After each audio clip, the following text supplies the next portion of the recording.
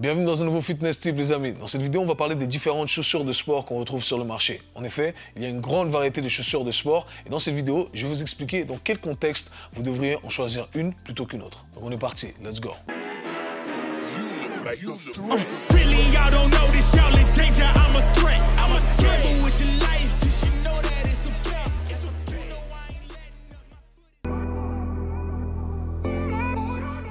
Une des plus grosses erreurs qui est très peu abordée selon moi dans le monde du fitness, c'est le choix de la chaussure de sport qu'on va utiliser pour sa séance.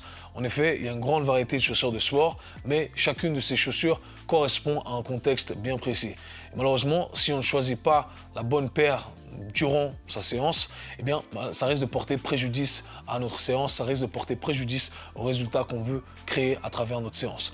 Donc, dans cette vidéo, ce qu'on va faire, c'est qu'on va choisir différentes chaussures qu'on retrouve à peu près partout et on va essayer de voir dans quel contexte on aimerait les utiliser, dans quel contexte on n'aimerait pas les utiliser et deux, trois petits détails qu'on veut garder en tête. Ok, on commence directement avec cette paire de chaussures qui ressemble à un pied, qui va donc adopter la forme du pied avec des séparations pour chaque orteil.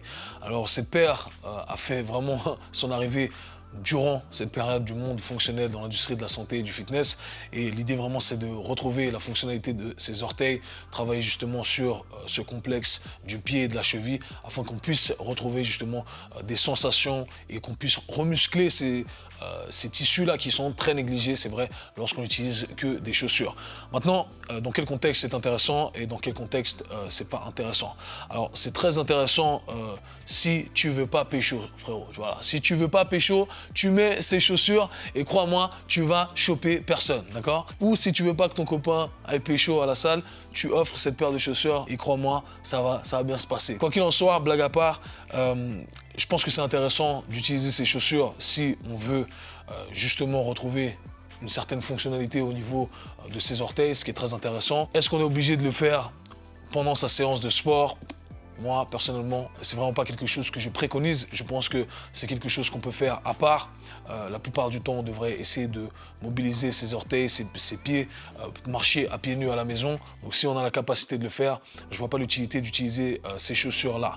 Malheureusement, un truc qui pose problème, selon moi, c'est qu'il y a des gens qui ont voulu adopter ce style, à vouloir porter ces chaussures en tout temps et ont commencé à courir avec ces chaussures. Et croyez-moi, c'est pas une bonne idée de commencer à faire des marathons, des semi-marathons avec ces chaussures, tout simplement parce qu'on ne peut pas passer d'utiliser toute sa vie des chaussures avec des semelles plus prononcées, avec une certaine protection si on veut, et tout d'un coup on se dit ah, je veux être plus fonctionnel, donc je vais utiliser des outils fonctionnels comme ces chaussures et du jour au lendemain tout va bien se passer. Malheureusement, les gens qui font ça ont tendance à développer des douleurs au niveau du complexe du pied, au niveau du genou, etc.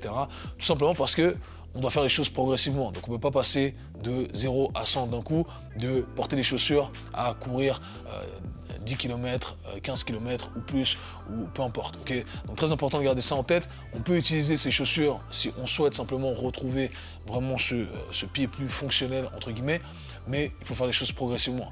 Si on parle de séances de musculation à proprement dite, c'est adéquat en fonction de ce qu'on va faire. Si, encore une fois, on a la stabilité qu'on peut retrouver à pieds nus, on peut utiliser ces chaussures, mais vous me direz, si on peut le faire à pieds nus, pourquoi utiliser ces chaussures? Donc, bref, moi, c'est pas vraiment un truc que je recommande. Next, ici, on a la chaussure d'haltérophilie classique. Est-ce que c'est bien, c'est pas bien? Encore une fois, ça va dépendre du contexte.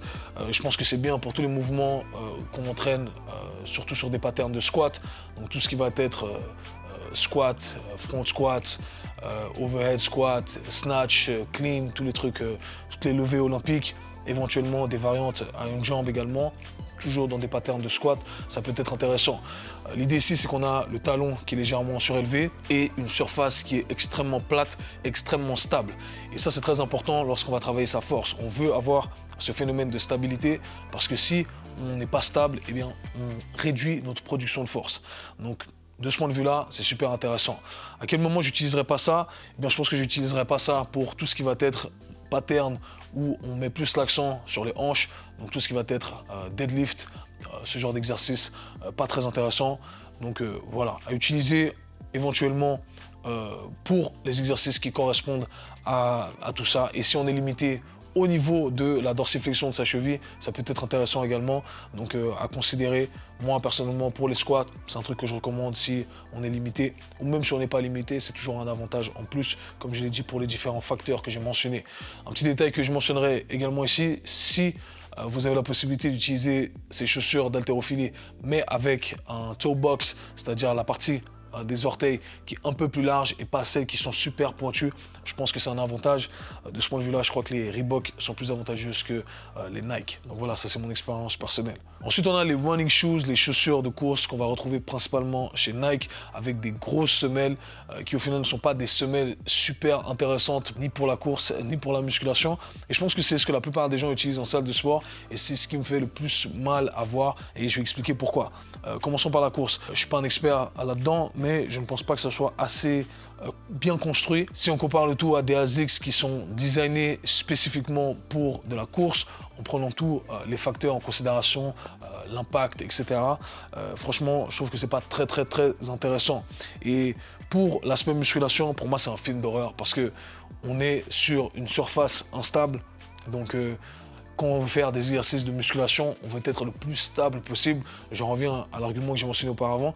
Si on est instable, c'est-à-dire qu'on cherche à garder son équilibre, eh bien, on va minimiser notre production de force parce que votre corps ne va pas pouvoir produire un maximum de force s'il est déjà en train de chercher à garder, à trouver son équilibre. Donc déjà, de ce point de vue-là, c'est pas très intéressant. Et vraiment, on va le sentir sur les exercices unilatéraux, lorsqu'on va faire des fentes, ce genre d'exercice-là, vraiment, on va sentir cette perte d'équilibre et c'est pas très intéressant. Donc on n'aimerait vraiment pas choisir cette paire là. Et si vous voulez combiner le top de la clownerie, tu mets cette paire de chaussures qui est déjà instable sur une surface instable. Au-dessus, c'est le soleil, mon ami. Next, on a les chaussures de course de type ASICS. Donc j'ai pris cet exemple-là parce que tout simplement c'est la paire la plus connue, j'imagine la marque la plus connue également. Et ils ont un système au niveau de la semelle qui est construit explicitement pour protéger les coureurs avec une certaine couche de gel, un niveau de résistance, 2 niveaux de résistance. Enfin bref, je ne suis pas un expert là-dessus. Mais pour avoir utilisé ces chaussures durant mes semi-marathons, je trouvais ça toujours super confortable, super intéressant. Pour moi, à ce jour, ça reste la meilleure paire à utiliser si on fait de la course. Et encore une fois, le but c'est d'être performant durant sa course. Tant qu'on fait du travail à côté pour contrecarrer le fait qu'on n'utilise pas assez la musculature du pied, qu'on n'utilise pas assez ses orteils, pour moi c'est largement assez. Si j'en reviens à la première paire de chaussures où on avait justement la séparation avec les orteils, je préférais utiliser des chaussures appropriées pour la modalité que je vais entraîner et à côté, je vais faire mon travail spécifique sur le complexe du pied. Il faut se rappeler également que ça ne fait pas partie de la théorie de l'évolution de faire des marathons, de faire des semi-marathons, comme tous les sports d'ailleurs. Ça a été créé par l'être humain. Heureusement, le corps a la capacité de s'adapter si on fait les choses bien et si on fait les choses progressivement. Donc autant utiliser ces outils qui ont également été créés par l'être humain pour nous aider à accomplir les tâches qu'on aimerait accomplir. Donc pour moi, si vous voulez faire de la course, c'est vraiment un outil à utiliser. Maintenant, pour la salle de musculation, pareil, ça peut être un peu instable. On a cette couche de semelle avec du gel et encore une fois, pareil, on risque d'être un peu déséquilibré. C'est un peu mieux que les running shoes qu'on va trouver chez Nike, mais quand même, c'est pas très adéquat si vous faites de la musculation. Ensuite, on a les Converse ou tous les types de chaussures qui ressemblent à ce modèle-là. Donc, on parle ici de chaussures plates, basiques, sans ajout au niveau de la semelle, pas de gel, pas de résistance. Vraiment le truc basique, simple et efficace. D'ailleurs, on retrouve énormément de powerlifters, de bodybuilders, de pratiquants de musculation qui utilisent ce genre de chaussures et qui se sentent très à l'aise en les utilisant. Pourquoi? Parce qu'on a une semelle qui est extrêmement plate, ce qui veut dire qu'on est stable, on arrive à maximiser notre production de force. Donc, de ce point de vue-là, c'est très intéressant. Maintenant, il y a 2-3 détails qu'il faut garder en tête. Le premier détail qu'il faut garder en tête, c'est que si vous voulez utiliser ce genre de chaussures-là, eh bien, il faut avoir une bonne dorsiflexion de la cheville. Pourquoi? Parce qu'on n'a pas de talon qui est surélevé. Si on est limité au niveau de la dorsiflexion de la cheville, pour tout ce qui est pattern de squat, qu'on a mentionné auparavant avec les chaussures d'haltérophilie, eh bien, là, ça ne va pas nous aider. Ça ne va pas nous mettre dans une position avantageuse. Donc, si tu as une bonne dorsiflexion au niveau de la cheville, ton tibia peut aller loin vers l'avant quand tu fais tes squats, c'est une bonne option.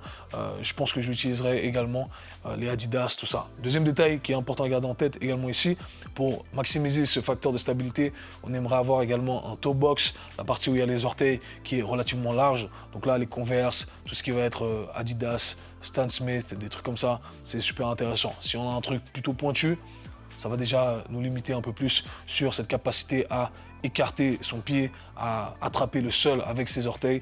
Donc voilà, 2-3 détails que tu aimerais garder en tête si éventuellement tu souhaites utiliser cette paire-là. Ensuite, on a des chaussures un peu plus spécifiques sport comme les Metcon de chez Nike. J'ai choisi les Metcon de chez Nike parce que personnellement, c'est mon modèle préféré depuis que leur première paire est sortie.